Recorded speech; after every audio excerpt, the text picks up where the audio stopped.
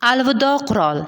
Ernest Hemingwayning 1929-yilda nashr etilgan romani. Kitob Birinchi jahon urushi davridagi sevgi haqida hikoya qilinadi.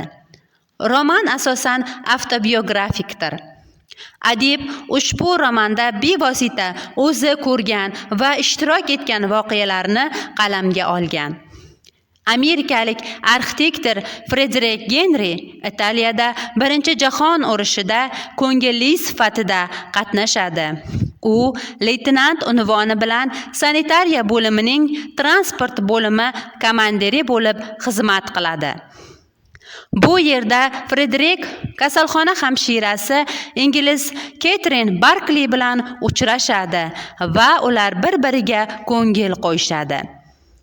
Catherine bilan birgalikda u urushga neytral Shveysariyaga qochib ketadi. Bu yerda ular dunyoning shafqatsizligidan va bema'ni qotilliklardan najot topganga o'xshaydi. Ammo ko'rinib turgan baxt qisqa muddatli bo'lib chiqdi. Italiyada homilador bo'lgan Catherine alvido qurol